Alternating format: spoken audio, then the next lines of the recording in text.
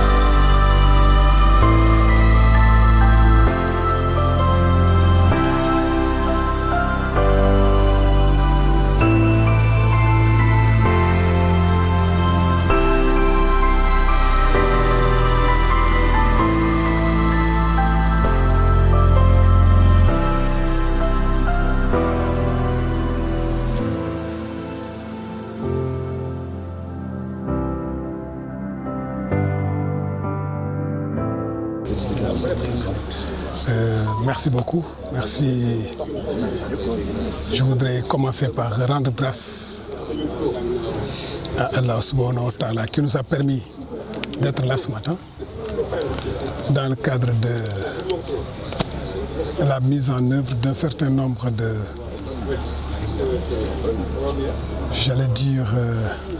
de rêves que nous avons eus pendant plusieurs années, plusieurs décennies. C'est de voir le visage de Keur Madiabel transformé en une cité où il fait bon vivre, où un certain nombre de droits élémentaires trouvent une solution équitable. Il s'agit principalement du levier principal de développement qui se trouve être l'éducation. Rien ne peut se faire sans une éducation de qualité. Une éducation de qualité requiert certes des curricula, certes un environnement paisible, mais requiert fondamentalement des intrants et des infrastructures. Au-delà de ces intrants et de ces infrastructures, il y a un élément fondamental, c'est l'enseignant, dans son environnement, sa sécurité, sa sérénité, sa motivation. Et nous avons pensé qu'il fallait apporter des solutions à ces difficultés. Faire avancer les problèmes dans le sens de les résoudre, de les identifier, de les résoudre. Donc, nous sommes venus avec nos partenaires qui, dans une approche de rupture, ne sont pas venus nous dire voilà le secteur dans lequel nous allons intervenir. Voilà les moyens que nous mettons à votre disposition, débrouillez-vous. Nous sommes dans un partenariat où il y a beaucoup de respect et de considération. Et ce respect et cette considération est visible à travers le déplacement de notre collègue, notre aîné, le maire d'Offreville, il y a juste un mois, M. Serge Ancelot, que nous remercions du fond du cœur, qui est venu ici au Sénégal, qui est venu jusqu'à Kermadiabel pour regarder lui-même. Il n'a pas demandé des photos, il n'a pas demandé des vidéos, il est venu voir. Et quand il est reparti, avant même de repartir, il avait commencé à mobiliser des ressources pour la prise en charge des problèmes que nous avons identifiés avec lui.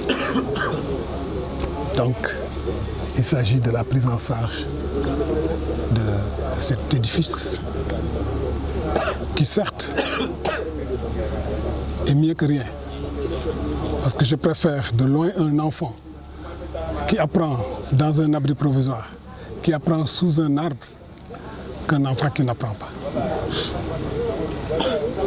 Donc nous venons pour contribuer au développement de l'infrastructure scolaire, ici aujourd'hui. Nous sommes passés aussi au poste de santé. Et je crois que c'est juste pour booster l'excellence au niveau de cette école. Ah ben oui, ce n'est pas au niveau de cette école. C'est l'excellence de façon générale. Nous n'avons pas d'ambition pour viser des choses qui ne sont pas excellentes.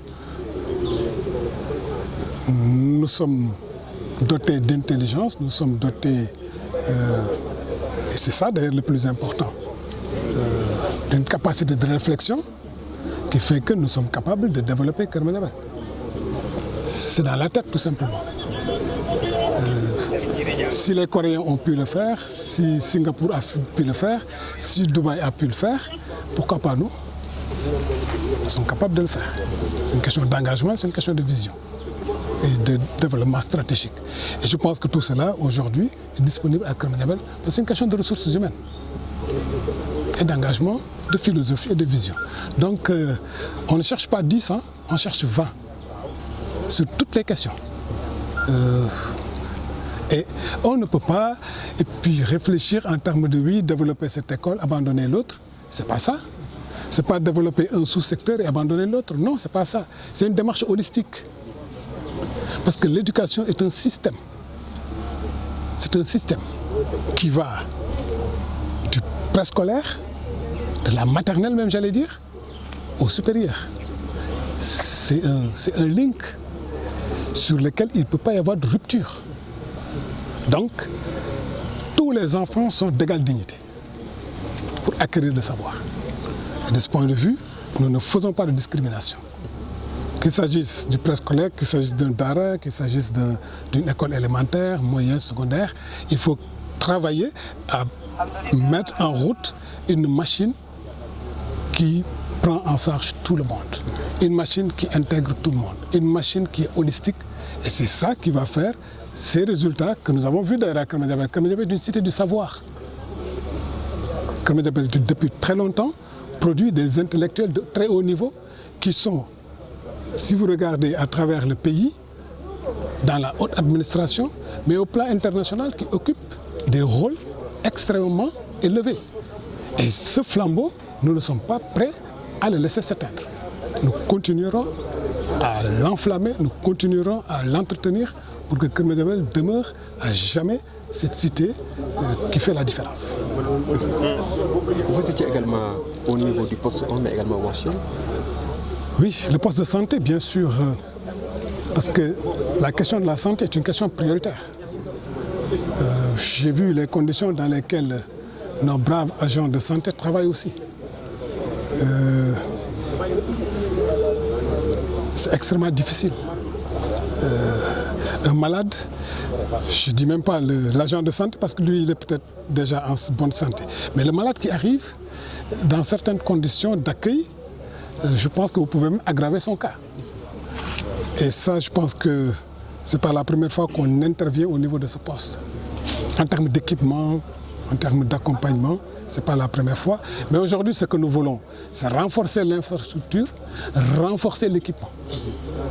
Et nous y avons trouvé aussi un travail qui est en train de se faire et qui est en train d'avancer avec des pas de géant. Et là, je profite de l'occasion pour saluer et féliciter chaleureusement le président de l'Assemblée nationale, Moustapha Niasse, qui a un ambitieux projet, surtout pour la maternité. Et vous savez combien il est sensible, ce dispositif. en termes d'accompagnement, de protection, de gestion de l'enfant, de gestion de la maman. C'est des choses extrêmement complexes sur lesquelles il n'a pas demandé entre midi et 14 heures. Il a mis énormément de moyens, pas moins de 75 millions pour construire ce bâtiment et l'équiper. On vient de l'autre côté, parce que aussi c'est ça, on compte d'abord sur nos propres forces. Donc de l'autre côté, le partenaire a accepté d'ériger un autre bâtiment au niveau du poste de santé pour permettre aux infirmiers, aux infirmières, à tous les agents de santé d'avoir un dispositif opérationnel et de l'équiper. Donc, de ce point de vue, ça va élever le plateau technique à Keur Madiabel.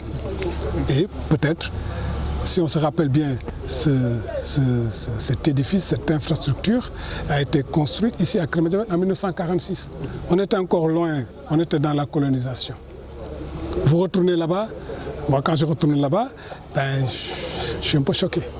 Parce que je trouve la même infrastructure quand j'étais bébé. C'est inacceptable. Donc il faut qu'on pousse, il faut que les populations de Keur Madiabel poussent. Si nous n'avons pas les moyens au niveau endogène, on ira les chercher avec nos partenaires ailleurs et ils nous ont accompagnés. Et j'ai bon espoir que certainement que ce processus se fera dans les meilleurs délais. Le marché, oui.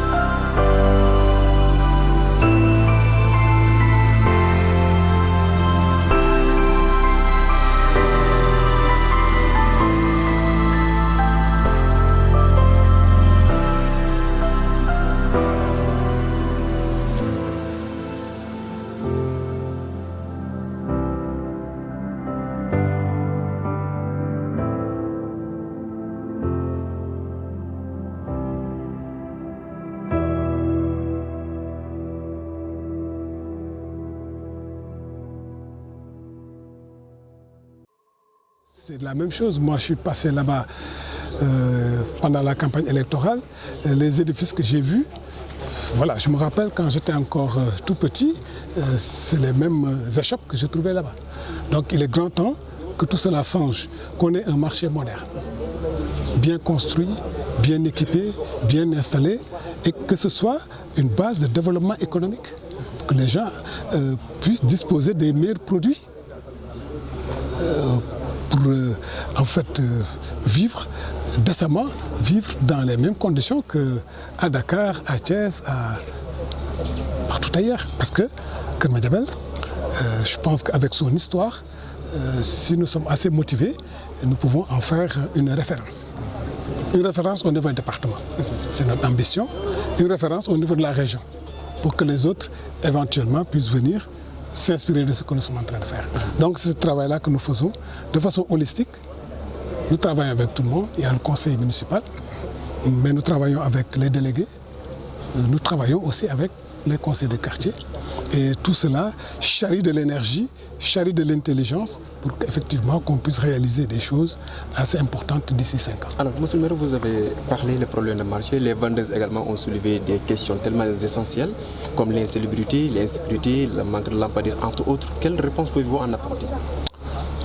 Je ne sais pas, nous y sommes. Je pense que vous avez même vu tout de suite les agents de l'UCG. Vous avez vu les équipements que nous avons mis à disposition, ça fait juste un mois, pour les renforcer.